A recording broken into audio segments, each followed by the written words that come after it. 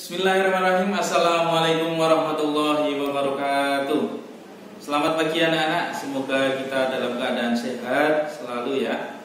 Oke, kembali lagi dengan Pak Guru. Pak Guru pada kali ini akan menyampaikan mengenai MUPEL IPS, yaitu yang berkaitan dengan pengaruh kondisi geografis Indonesia.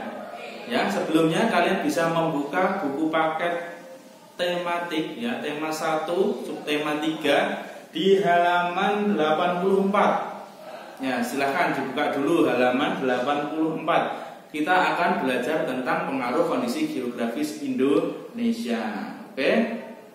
Selain itu, kalian juga silahkan disiapkan buku catatannya, catatan tematik. Nanti Pak Guru menyampaikan yang intinya atau yang penting-penting bisa dicatat. Oke, kita bisa mulai. Pengaruh kondisi geografis terhadap kondisi sosial dan ekonomi masyarakat. Jadi, kondisi geografis Indonesia itu akan mempengaruhi kondisi sosial dan ekonomi di masyarakat, ya. Kondisi sosial itu maksudnya gimana ya? Sosial, ya, kehidupan sosial di masyarakat. Kemudian kondisi ekonomi itu ya mengenai perdagangan, kemudian jual beli. Nah, itu yang disebut dengan kondisi ekonomi. Oke, kita yang pertama, kehidupan masyarakat di daerah dataran tinggi dan pegunungan. Nah, ini kondisi sosial dan ekonomi di daerah pegunungan ya, atau dataran tinggi. Itu ada perkebunan, kemudian penambangan dan pertanian, hortikultura ya. Yang pertama perkebunan itu ya, misalnya di daerah sini di Solo Raya itu di daerah Tawangmangu. Nah, Tawangmangu Jawa Tengah. Nah, itu ada perkebunan kebun teh. Kemudian selain itu di dataran tinggi daerah Jawa Timur, Malang, itu ada perkebunan kopi. Nah, itu adalah salah satu contoh perkebunan. Kemudian penambangan ada penambangan emas ya, seperti di gambar ini ada penambangan emas. Kemudian ada penambangan batu bara ya di Kalimantan. Kemudian ini ada penambangan pasir ya di daerah Jawa Tengah, juga ada di sekitar Gunung Merapi. Kemudian ada pertanian hortikultura. Apakah itu pertanian hortikultura? Pertanian hortikultura itu adalah pertanian sayuran atau buah-buahan. Nah, itu biasanya di dataran tinggi juga. Ya, biasanya ada di Tawangmangu kalau daerah sini. Oke, lanjut. Selanjutnya yaitu kehidupan masyarakat di daerah pantai ya. Ada nelayan ya, ada penambak, kemudian ada petani garam. Kalian bisa lihat gambarnya di slide ya. Ini ada nelayan yang ikannya mencari ikan yang banyak sekali. Kemudian di penambak itu adalah seperti kolam ya, tetapi di daerah pantai. Kemudian ada petani garam. Kalian bisa dilihat ya, seperti ini ya, cara dari awal air laut, kemudian petani garam yaitu juga di daerah pantai. Kehidupan masyarakat di daerah pantai, dia ekonominya yaitu membuat garam. Petani garam sangat panjang sekali ya proses pembuatan garam, dari awal dari air kemudian dicampur dengan partikel-partikel, kemudian dan akhirnya menjadi garam, bisa kita buat masak, bumbu masak seperti itu. Selanjutnya kehidupan masyarakat di daerah rendah, di dataran rendah, kehidupan masyarakat di daerah dataran rendah ya. Kalau di dataran rendah ini biasanya ada pertanian ya, perindustrian, kemudian sarana dan prasarana yang sangat memadai ya. Seperti apa? Jalan sudah bagus, ya, Ya, seperti di perkotaan ya, di Solo misalnya ya, jalan sudah bagus, ada jalan tol, kemudian sarana transportasi sudah ada lengkap, ada pesawat, bandara, kemudian ada stasiun, nah stasiun 28 Solo, kemudian alat komunikasi juga sudah lancar, sinyal-sinyal lancar. Berbeda ya dengan daerah pedalaman sana, di daerah Papua sinyalnya itu sangat sulit. Kemudian ada rekreasi ya, banyak sekali rekreasi ya, ada taman, balai kambang misalnya daerah Solo, kemudian ada mal-mal ya. Kemudian ada pendidikan, sarana pendidikan dan kesehatan sangat banyak. Beda dengan pedalaman sana, sarana pendidikan sangat memprihatinkan ya. Anak-anak ke sekolah tidak pakai sepatu, tidak pakai seragam, listrik tidak ada ya. Jadi di daerah dataran rendah ini sarana dan prasarananya sudah lengkap. Kemudian di daerah dataran rendah ini ada pertanian juga, ya, bisa bertani padi, jagung, kacang dan lain sebagainya. Kemudian ada perindustrian, kalian bisa lihat di sini ya. Contohnya apa? Kehidupan ekonomi perindustrian, yaitu pabrik ya. Kalau di Solo ada apa pabriknya? Ada pabrik batik, tekstil, kemudian ada mantol ya di daerah Wonorejo, Gudang Rejo itu ya. Kalian kalau ada rumahnya di daerah sekitar situ, kalian lewat daerah perindustrian seperti itu. Kalau di gambar ini ada industri mobil ya. Nah, misalnya di daerah Jawa Barat sana ya, di daerah Cikarang. Nah, itu ada industri mobil Ahas, Honda dan lain sebagainya. Selanjutnya, pengaruh kondisi geografis terhadap budaya masyarakat, yaitu ada 3 bentuknya. Yang pertama gagasan, aktivitas, dan artefak. Oke, kita belajar satu per satu.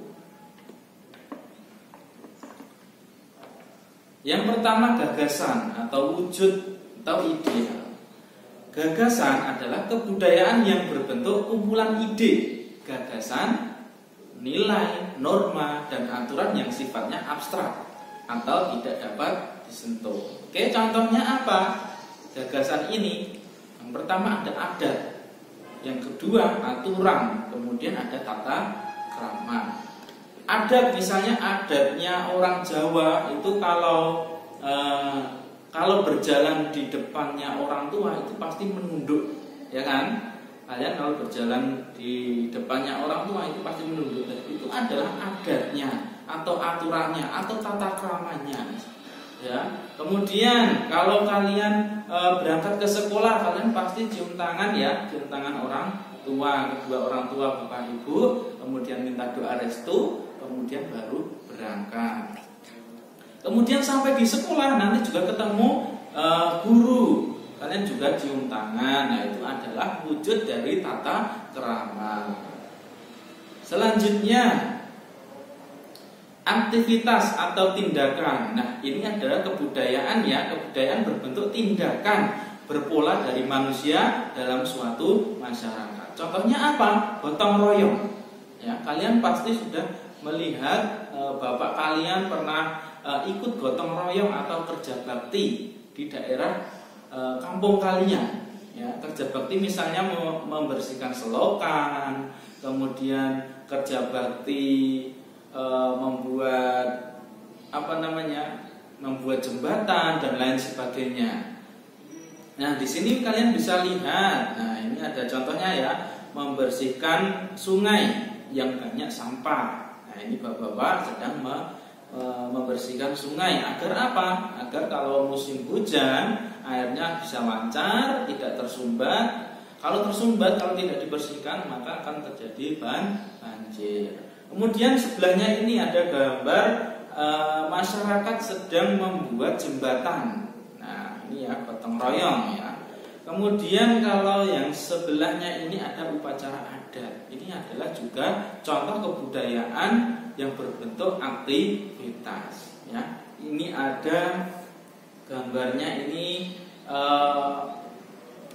upacara adat daerah Bali, yaitu apa? Ngaben. Ngaben itu apa? Pembakaran mayat. Kemudian yang atasnya ini ada adat dari Jawa Tengah dan Yogyakarta. Ya. Setiap Maulid Nabi, ya, itu daerah Keraton Solo, ya, dan Yogyakarta itu akan mengadakan gunungan. Ya. Nah, ini adalah contoh upacara adat. Ya. Kemudian budaya yang berbentuk artefak atau karya. Wujud budaya dalam bentuk fisik berupa hasil dari aktivitas, perbuatan, dan karya manusia. Ya, contohnya ada alat musik tradisional. Ya, alat musik tradisional Jawa Tengah apa? Siapa yang tahu? Ya, benar. Yaitu apa? Gamelan. Kemudian senjata tradisionalnya ada keris. Kemudian kalau di Jawa Tengah pakaian adatnya apa? Pakaian adat. Nah, seperti gambar di sini yaitu beskap. Kemudian makanan khas daerah, misalnya kalau di sini Pak Guru beri contoh yaitu makanan khas daerah Yogyakarta. Ini adalah gudeg, ya, gudeg itu. Kemudian ada makanan daerah Padang, itu ada nasi Padang. Kemudian lagi tarian daerah. Nah, ini ada Pak Guru beri contoh tarian daerah Jawa Tengah juga, ada gambyong, ya, ada gambyong. Selain itu di Bali ada becak. Kemudian di Aceh itu ada tari saman, ya, dan lain sebagainya. Kemudian terakhir yaitu rumah adat Jawa Tengah yaitu joglo. Selanjutnya produk kebudayaan unggulan setiap daerah. Jadi setiap daerah itu pasti mempunyai produk unggulan. Ya, misalnya wayang itu daerah Jawa Tengah, ya. Jawa Tengah ada wayang kulit. Nah, kemudian ada ukiran kayu seperti ini, ya, gambarnya. Ukiran kayu itu juga di Jawa Tengah, ada di Jepara, itu terkenal ukiran kayunya. Selanjutnya anyaman bambu itu ada di daerah Jawa Barat. Ya, ini terkenal dengan produk-produk anyaman bambunya. Anyaman bambu bisa apa saja nanti? Ada nanti bisa dibuat untuk petani itu caping, ya, kalau bahasa Jawanya, ya. Kemudian ada tumbu, ya. Kemudian ada tampah ataupun hiasan lainnya. Misalnya ada hiasan untuk lampu dan lain sebagainya. Kemudian produk kebudayaan unggulan daerah Jawa Tengah lagi, ya. Ada di daerah Solo itu ada batik, ya. Bahkan di daerah Solo itu ada kampung batik namanya, ya, yang namanya Kampung Lawean. Nah, itu adalah semuanya masyarakatnya di situ kondisi ekonominya yaitu dengan menjual batik atau membuat batik, ya, seperti itu. Selain Solo ada yang terkenal yaitu Jogja juga batik, kemudian Pekalongan juga ada batik dan lain sebagainya. Kemudian kerajinan perak, ya, kerajinan perak ini berasal dari kota gede Yogyakarta, ya, seperti ini, ya. Yang terakhir yaitu kerajinan tenun. Nah, ini adalah kain tenun. Selain batik, kemudian di Indonesia itu juga ada kain tenun. Kain tenun ini berasal dari mana? Siapa yang tahu? Kira-kira berasal dari mana? Sumatera, ya, Pulau Sumatera, tepatnya di Sumatera Utara. Mungkin itu penjelasan IPS pada kali ini mengenai pengaruh kondisi geografis Indonesia terhadap sosial dan ekonomi masyarakat Indonesia. Semoga kalian memahami penjelasan dari Pak Guru. Selain melihat video ini, kalian bisa membuka buku paket yang membaca-baca, kemudian membaca buku LKS juga, atau membaca referensi yang lain. Cukup sekian dari Pak Guru. Billahi taufiq wal hidayah. Wassalamualaikum warahmatullahi wabarakatuh. Kembali lagi anak-anak, kita belajar tentang materi tentang SBGP, ya. Bisa dilihat di buku paket kalian di sini, ya. Itu di halaman 87. Nah, materi SBGP kali ini adalah tentang komik, ya. Apa itu komik? Nanti akan dijelaskan Pak Guru dalam slide berikut ini. SBKP tema 1 subtema 3 ya. Di sini Pak Guru menerangkan materi tentang komik. Apa itu komik? Komik adalah karya seni yang menggunakan gambar-gambar tidak bergerak yang disusun sedemikian rupa sehingga membentuk jalinan cerita. Nah, adapun ciri-ciri komik. Nah, ciri-ciri komik itu antara lain mudah dicerna, menggunakan bahasa percakapan sehari-hari, kemudian mengandung humor. Itu biasanya ciri komik tadi, mudah dicerna atau mudah dipahami, kemudian menggunakan bahasa sehari-hari, bahasa percakapan kita seperti itu bisa, kemudian mengandung humor. Itu merupakan ciri dari komik. Nah, ada beberapa langkah menggambar komik. Yang pertama itu menentukan tema dan tokoh. Nah, bagaimana cara membuat komik? Pertama itu menentukan tema. Misalnya temanya ini tentang anak soleh. Nah, tokohnya siapa? Udin dan Pak Ustadz. Nah, seperti itu. Kemudian menentukan alur, bagaimana jalan ceritanya. Kemudian membagi media gambar menjadi beberapa kolom dan baris. Nah, jadi kalau kalian punya buku gambar, nah itu dibagi, ya, dibagi-bagi, digaris menjadi beberapa kolom kotak. Itu. Kemudian menggambar setiap adegan dalam satu kotak secara berurutan. Misalnya dari kolom sini, dari paling kiri kemudian ke kanan, terus kiri bawah kemudian ke kanan bawah, seperti itu. Kemudian menambahkan kalimat-kalimat percakapan singkat agar cerita dapat dipahami. Ya, salah satunya itu. Adapun contoh komik. Nah, contoh komiknya seperti ini. Nah, dari awal kita sudah menentukan tema, kemudian tokohnya siapa. Di sini ada anak dan seorang ayah. Nah, kemudian menentukan alur, jalur ceritanya. Nah, jalur ceritanya, misalnya di sini ada seorang anak bertanya kepada ayahnya, "Beh, kenapa kita harus sholat?" Seperti itu. Itu kolom pertama. Kemudian kolom sampingnya atau kolom kedua, itu sudah menjadi kewajiban kita sebagai seorang muslim. Ayahnya menjawab seperti itu. Nah, kemudian dilanjutkan lagi percakapan kolom selanjutnya. Nah, ini ada seorang anak yang mengatakan tapi kan menjemukan, seperti itu. Kemudian ada kolom sampingnya juga, digambar ayahnya mengatakan memang akan sangat menjemukan jika kamu menganggapnya sebuah kewajiban, seperti itu. Kemudian kolom bawahnya, kotak bawahnya, alurnya seperti ini. Tapi kan berbeda jika kamu menganggapnya sebagai kebutuhan. Maksudnya anak tadi kembali bertanya. Kemudian ayahnya ini menerangkan, jika kamu menganggapnya sebuah kewajiban, maka kamu akan merasa terbebani. Tapi jika kamu merasa sholat itu kebutuhan, maka kamu akan merasa ada yang kurang apabila tidak sholat. Seperti kamu tidak sarapan pagi, makan siang atau malam. Nah, ini adalah sebuah komik singkat mengenai tentang sholat. Nah, seperti itu. Nah, langkah-langkahnya tadi sudah ada di buku halaman 87.